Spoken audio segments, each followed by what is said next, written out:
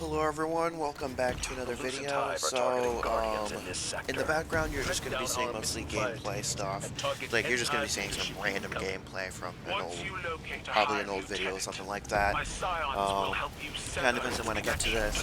But I just did want to talk about my thoughts on the life thing, and what I'm looking forward to, not looking forward to, and I do also want to give an update for the Souls people, because there was a major event that I know there is. When I'm recording this, there's about to be a major event going on. So those of you that subscribe for the Soul stuff, don't worry, I got you. Actually, first we'll start with the Soul stuff. So for those of you that just subscribe for the Soul stuff, I know once Dark Souls 1 ended, I said I was going to take a break. I forgot that Return to Yharnam was a thing. And so I will be uploading videos starting somewhere around the 24th through it'll basically be late March, early April. As I'm recording this video, I am starting to record the Bloodborne stuff. So Bloodborne will be returning. That being said, I will be stating it in the Bloodborne video, but I will state it for you guys that subscribe for the Soul stuff here. This Return to Yharnam series is a lot smaller. If this is your first series for Bloodborne, because I did do another one that there will be no lore, and I will not be showing how to get from point A to point B most of the time. The only areas that I will really actually flesh out is Upper Cathedral Ward, and I will be showing where the Upper Cathedral Ward is, and also Nightmare Frontier. Due to those are two areas that I did not show in the series, and if you want more and that sort of stuff, I do a lore segment at the end of each of the current videos. So if you want the lore and more of an extended look, there's that. But if you did watch that series, you're like, okay, well, why should I watch Return to Yharnam? One, because it's fun, and two, I don't use the threaded cane. I drop the threaded cane basically after Vicar on Melee.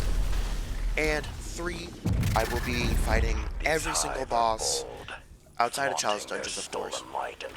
So, bosses that I missed in my previous playthrough, like Celestial Emissary, Upratus, Amygdala, and Lawrence the First Vicar. Dear God. So, that's how that's going to work. The videos are going to be more constructed of sort of a pseudo-boss rush-esque type of deal. That's kind of how I'm going to be treating it. So, yeah, that will be coming in the future, late March, early April. Now, that's a little sprinkle of souls for y'all until the Elden Ring DLC comes out. So, yeah, for Souls players, or for those of you that's up for the Soul stuff, basically it's going to be Bloodborne. Then once the Elden Ring DLC comes out, I'll be playing through that. But I do two different playthroughs, one by myself on the PS5, and then one with Fortune and co-op. And then after that we'll be dealing with the big chunky one, the Dark Souls 3. And that seriously is going to take a while to get all the way through. Because there's a crap ton of stuff I'm going to be packing in. Now, Destiny 2. For those of you that sub for this stuff, more of that stuff will be continuing for now. As far as the Raid Weapon series goes, I have not started it yet, because there's a lot of things happening currently. So first and foremost, live stream yesterday was a little light. I'm actually excited for the Onslaught mode. I was not expecting a brand new activity. I thought it was just going to be like a few missions. I wasn't expecting a whole lot of activity. And it looked fun. I am disappointed in the rest of you though. Well, most of the people that were in the Twitch chat as absolutely terrible people. This is a free update. You don't have to pay for this. It doesn't come with the season. The activity looks fun, in my opinion. Like, it's something extremely different than I've ever had. Like, buying upgrades, trip mines, turrets, like, that sounds fun to me, and this is one of the few activities that we've ever gotten where DPS supers aren't necessary. Or, like, not maybe not necessary, but, like, aren't, like, there's not, like, a big bad boss where you need big damage for. Like, this thing seems to be more so for ad clearing supers and ad clearing extended supers. Like, Crown of Tempest for Warlocks, you know.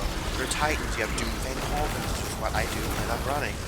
And I think this wave mode really offers a lot of opportunity, you know. Solo stuff, which I don't plan on doing, but like I already have ideas like, hey, maybe I want to do get a team together, do maybe a no scrap run and see how difficult that is. So when I'm saying no scrap, I mean no upgrades. So I think to me it sounds really fun. That being said, I'm not interested in any of the loot. I don't care that Midnight Crew is back. Just don't. I can get kinetic tremors. That might be the only reason why I get it.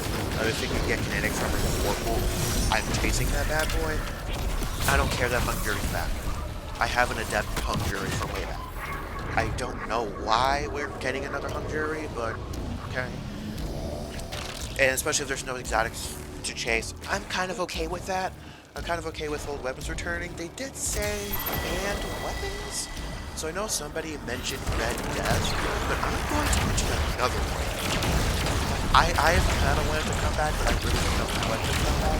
That's Pocket Infinity. Pocket Infinity was an absolute menace. If y'all have seen the stuff in Ghost of Destiny 1, dear God, Pocket Infinity was broken, and it has not returned since it left D1. It hasn't even been mentioned. It's like one of those. It's like that one thing you don't really talk about. So I'm kind of hoping Pocket Infinity can come back in some sort of aspect because I love the drive just with constantly. It doesn't think we have to in Florida Wolves, in my opinion. It's like a shotgun, but it acts weird. Now, something else I do want to talk about here. So, I haven't decided yet how I'm going to handle the Final Shade campaign, whether or not I'm going to upload it by, episode by episode, because Bungie campaigns tend to work very strangely, as far as usually you have to talk to this character, then talk to this character, so I don't quite know how I'm going to do it yet, like how I'm going to split it up. I might just do 2 episodes in each video. I don't know yet. But for a free update, Intellect to me sounds like a good time. Guardian Games is starting to wrap up now, especially. So, thankfully, get at least a couple weeks of reprieve.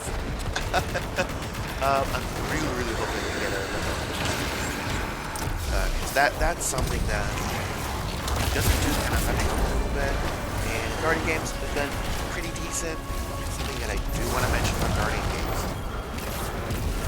So at the start, I even had it saved and never uploaded it though.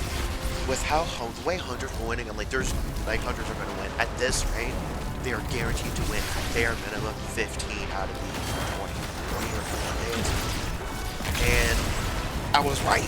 They were winning every single day until they changed how the scoring works, and now Titans are winning. As a Titan main, I do not want Titans to win this way. I just don't. Last year, that was great, Titans won. A lot of people want to say, well, Titans won last year, right? Like, we won because of Lance.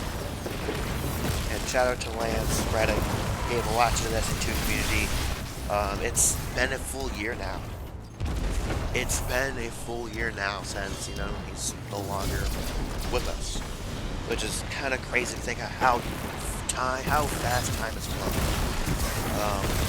That's the only reason why Titans won last year. Was to sort of honor him. Now, and this year, with the way scoring is working now, everybody just hops on whatever class is winning the most, and I don't want Titans to win this way. With the current scoring system, I don't want Titans to win this way. I just don't. I think they need to get rid of the focus I think the focus activity should strictly be for loot, and it really should. I think it should give you direct weapons instead of giving you medals. That is my honest opinion. To where the focus activity, it gives great loot to players, but it doesn't incentivize everybody to hop on one class. Or like, hey, like you hop on this one class. Once you get that mark, you can't get it. You can't get any other medals on any other class. He would not be alone. I've heard some people say, hey, bring back factions. I was not around for factions, so let me know in the comments if the way factions were done was good or not. Because I wasn't really around when this was happening, and I played Destiny 1 long after. Like, I played Destiny 1, I went back and played D1. I still have the disc for it. I went back and played D1 when, around the time, it was a little bit it was during Season of the Haunted, because at the end, it kind of started to get stale for me personally, so yeah, that's when I went back and played Destiny 1, so I don't know too much about the factions. Let me know in the comments if the way factions were treated were better than what Guardian Games is currently. If not, let me know. But yeah, that's kind of it. Like I said, Bloodborne is coming on the way for the return to Yharnam. It is going to take me quite a bit to edit and stuff, because I got to transfer files from my PS5 to my PC, because editing on the PS5 is a pain in the ass, and for most things that I record on the PS5, it's just, I don't like editing on there. Now, and then after that, of course, it'll be a pretty decent chunk where it'll be almost nothing, essentially, for most people, but don't worry. I'll be drip feeding y'all until the big chunky one will be in Dark Souls 3. And for Destiny, it's like, to me, sounds fun. I'm kind of hyped. I'm kind of hyped for it. The loot's not the draw for me personally, because at this point of where I am at, I literally across PS4, PS5, and now PC, I have about 4,000 hours now over the course, but I have been playing since Season of Arrivals. And like, loot doesn't matter to me. I have every single crafted raid weapon, except for a few in Last Wish, but I never went out the way to grab Last Wish. I have a bunch of raid titles, at least the ones that I want, besides Last Wish, I'll probably go out of my way to get at some point. And dungeons, the dungeon loot doesn't matter, because I already have all Artifice armor that are non-rolls, so that's why you can see in my videos I have triple tier 9 stacks. So, to me, it matters to me more about the fun of the activity. It seems extremely dynamic. Now, that being said, I do want to point out a couple of things that I did not like about the Into the Light stuff. I don't like that there's champions. I already do not like that there's champions. I hope that there's not an attack wave mode, but it's actually working. They want to talk about you gotta build craft and stuff. Not every build can deal with champions. Not every build can deal with champions. Like what I usually prefer to run for, my blind setup can only stun unstocks. Because that's my flashbang grenades. That's not going to be useful for this. And having to deal with champions is going to be so awful. Champions need to go. Champions need to go. They can stay in GMs, and they can stay in master raids, but I'm sick of seeing champions all over the place. I really am. Despite we have more tools or whatever, I would rather enemies have increased health or damage over a goddamn champion. I'm sick of them, because they're fucking annoying. This is for someone that I read GMs a lot, and I am done. I am done with the champions. Now, something else that I'm kind of skeptical of. We don't have enough information about the whole revive system. I know it's like if everyone dies, that, you know, it gets the run is over. But also, I'm like, well, do we have revive tokens similar to a Grandmaster? The reason why champions started working Grandmaster is they give you revive tokens. And I think that adds a little bit more purpose to a champion. So you don't have, like, start off with a set amount of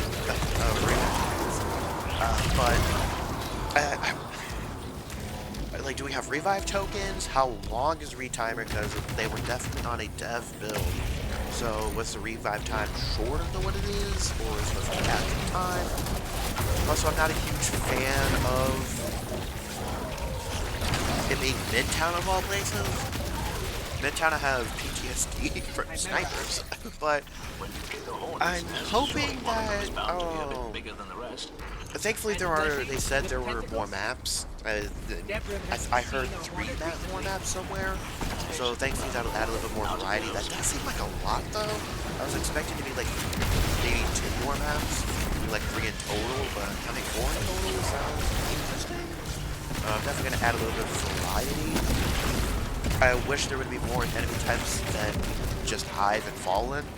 For me, it doesn't make as much sense for Fallen to be there, but I really hope that I would rather Cabal also be there, the Shadow Legion, Witness's Forces, but it makes sense. I was also hoping that Hive Guardians would be there, but so far we just hit Tormentor. I was really hoping for Hive Guardians because they are almost nowhere else outside of Witch Queen. Outside of the Witch Queen campaign in the Throne World, they are barely anywhere. So I'm still hoping to see them elsewhere, because I think they are in the season Witch activity. But those are some of my disappointments. But overall, this is a free update. The Days of Eternity stuff was also pretty good when they had it last time. So I was kind of hoping to see my sound effects guy. I forget what his name is, but we all know the Destiny 2 community has glasses and a mustache. I love the sounds that he does. He's probably my favorite Destiny 2 team member, honestly. But, something else I would do when it just why the fuck were there no Titans?